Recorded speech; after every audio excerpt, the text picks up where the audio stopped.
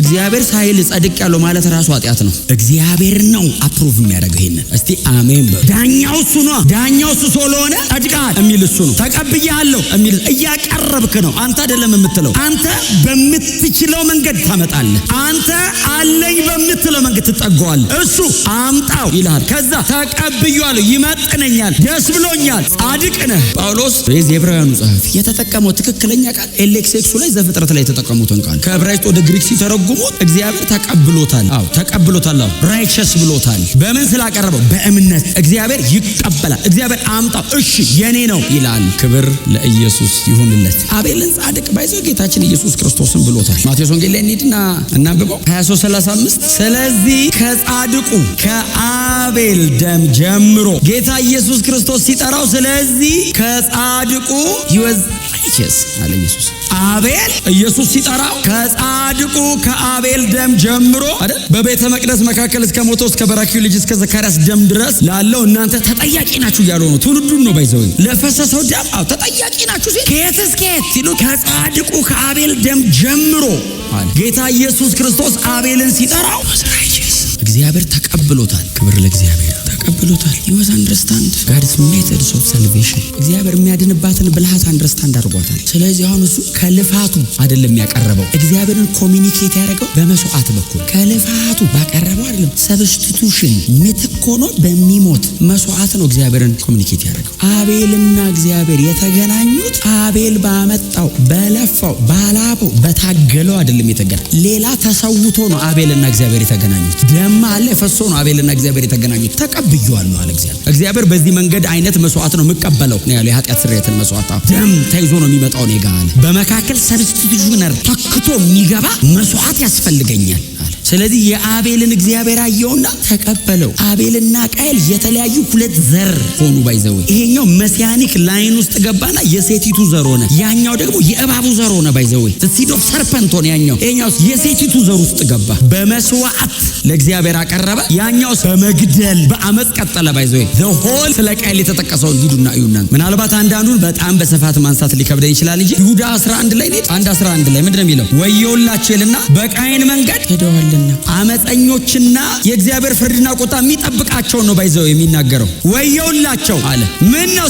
በቃየን መንገድ ሄደዋልና ዘርን የለዩት። አቤል በእምነት በመካከል መስዋዕት አቅርቦ በደም በኩል ከእግዚአብሔር ጋር ተገናኘ። ምትክ አድርጎ የሚሰዋ አድርጎ በጣም ምናልባት ነው ወደ አዲስ ኪዳን በጣም ጎትተን ካመጣ ነው ስለ ኃጢአት የሚቀርብ መስዋዕት፣ ስለ በደሉ የሚቀርብ መስዋዕት ሁሉ ነው ያቀረበው በእምነት። ምክንያቱም ጽድቅ ተብሎ ለመቆጠር በመካከል ላይ ሰብስቲቲዩት የሚደረግ ነገር ያስፈልገዋል። እሱ ለሰራው በደልና ኃጢአት የሚቀርብ ነገር ያስፈልገዋል። ይሄንን ደግሞ አቤል ያደረገው በእምነት ነው። በእምነት ለኃጢአት የሚሆን መስዋዕት በእግዚአብሔር ፊት አቀርባለሁ በእምነት። እግዚአብሔር ደግሞ ኃጢአትን ይቅር ይላል በእምነት። እኔና እግዚአብሔር እንገናኛለን።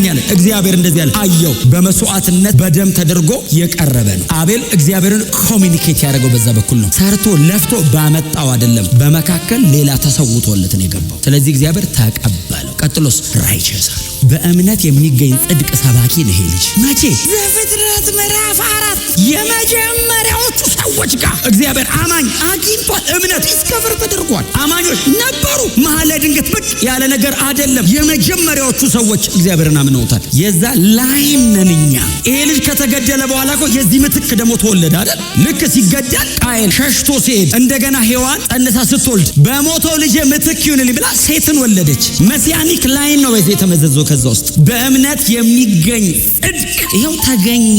አምኖ መስዋዕት አቀረበ። በእምነት ወደ እግዚአብሔር መጣ። እግዚአብሔር ጽድቅ አረገለት። ክብር ለአዳኛችን ለኢየሱስ ይሁንለት። በእምነት ጽድቅ ሆኖ መቆጠር ብቻ አይደለም። ይሄ ልጅ ከሞተ በኋላ ምን ነው አይደለ? ኦሬዲ ልጅ እኮ ሞቷል። ሕያው ነው ይለዋል አይደል መጽሐፉ? ሞቷል እኮ ኦሬዲ እኮ ሞቷል እኮ። ይሄ ልጅ ገሎታል እኮ ቃየን። እስቲ ልጁ ደም ይናገራል። ዘፍጥረት ምዕራፍ 4 ላይ እግዚአብሔር መጥቶ የወንድም የአቤል ደም ከመሬት ወደ እኔ እየጮኸ ነው አለው። ጌታ ኢየሱስ ክርስቶስ መጣና ማቴዎስ 23 ላይ የፈሰሰው የንጹህ የጻድቁ የአቤል ደም አለ። እስቲል እዚሁ መጽሐፍ ምዕራፍ 12 ቁጥር 24 ላይ እንሂድ። 12:24 ላይ የአዲስ ኪዳን መካከለኛ ወደ ሆነ ወደ ኢየሱስ እንዲሁም ከአቤል ደም የተሻለ ወደሚናገረው። አሁን የአቤልን ደምና የኢየሱስን ደም እያነጻጸረ ነው አይደል? የአቤል ደም ይናገራል። ልጁ ተቀሏል እኮ ቃየል ምንድነው የሚለው? አብቅቶለታል። ተምረነዋል። ስቲል አለ ተናጋሪ ነው አለ፣ ሕያው ነው። ክብር ለኢየሱስ። የአቤል ደም የሚጮህ ስለ ፍትህ ነው አይደል? የሚጮህ ስለ ፍትህ እኮ የአቤል ደም የሚጮህ ገሎኛል።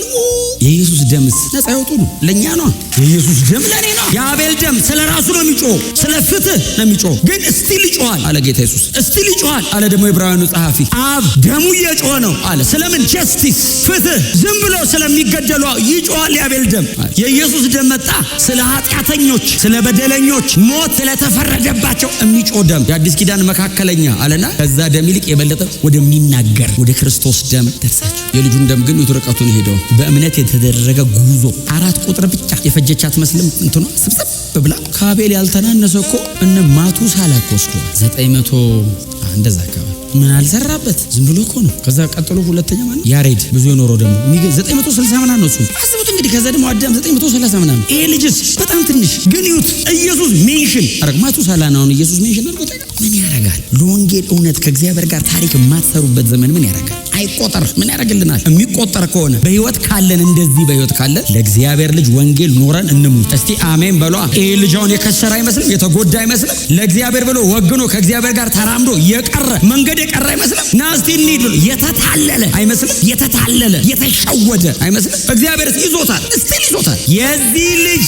መጨረሻውን ማየታችን አይቀርም። ባይዘው ትንሣኤ ሙታን ቀን እናገኘዋለን። ጽድቁ ሁሉ ተቆጥሮለታል። ይነሳል። ቃየል ነው የሚያነሳው። ይሄ ይነሳል። ቃየልን እንግዲህ እግዚአብሔር ይሁን ነው። ይሄስ ኦልሬዲ እግዚአብሔር ጻድቅ ብሎታል። አምኖ ነው የሞተው ይሄ ልጅ። እዚህ ዕብራውያን 11 ሲዘጋው አምነው ሞቱ የተባሉት መሃል ነው። ባይዘው ይሄ ልጅ አምኖ እግዚአብሔርን አምኖ ተስፋ አለ እኛና እግዚአብሔር እንታረቃለን አንድ ቀን። በምን? በእኔ ስራ በትጋቴ በልፋቴ ከዱር ለቀሜ ባመጣሁት ሳይሆን በመካከል መስዋዕት በሚሆን በሚፈስ ደም በእምነት በኩል እግዚአብሔርና ሰው አንድ ቀን ይታረቃሉ። አንደርስታንድ አድርጎታል። የእግዚአብሔርን ማዳኛ ሪዴምቲቭዋን እቺ የቤዛነቷን መንገድ በደንብ አንደርስታንድ አድርጎታል። በጣም ጥቂት እኮ ነው የኖረው። እግዚአብሔር ቦግ አረገለት። ታውቃለህ? ከፍጥረት መጀመሪያ ጀምሮ በመገለጥ ነው አባቶቻችን የኖሩት። ቦግ አለለት። ማንም የሚያስረዳው የለም። አዳም ሊነግረው የሚችለው ነገር ቢኖር በድለን ተባረርን ነው የሚለው። አዳም ሊነግረው የሚችለው ነገር ቢኖር ባይዘው ቁጭ ሲሉ እስቲ አባቴ ወጣቶች ስለሆናችሁ እኮ ነው ወደፊት ነው የምታወሩት እንጂ በጣም ትልቅ ሰዎች ሲያወሩ ያኔ አዳም አሁን እድሜ ሄዷል። እነዚህ ልጆች አባቴ እስቲ ሚሞሪ ሲሉ ኤደን ገነት እያለ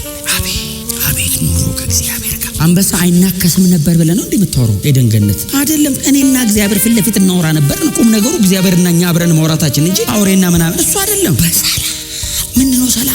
ምግብ ነበር፣ የቤት ኪራይ የለም፣ ልፋት የለም፣ አያለበም። እሱ አይደለም። ከእግዚአብሔር ጋር ነበረ ምንኖረው። የእግዚአብሔር ድምፅ ኤደን ገነት ይመላለስ ነበር። ይገርምሃል። የእግዚአብሔርን ፕሬዘንስ ፊት ለፊት አክሰስ እናደርገው ነበር ሲል ይሄ ልጅ ቁጭ ይልና አንድ ቀን እግዚአብሔር ይሄንን ይመልሰዋል እና እግዚአብሔር በነፃ ሰጥቶ ነው ሉዝ ያደረግ ነው።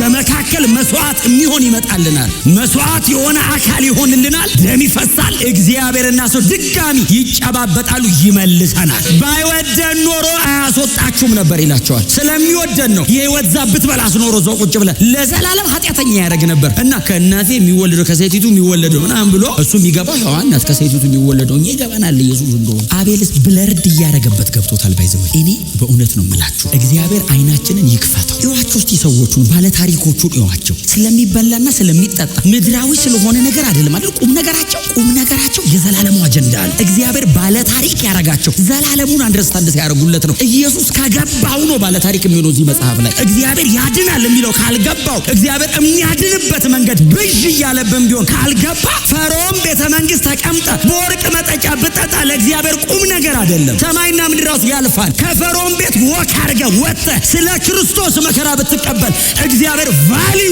ያደርገዋል።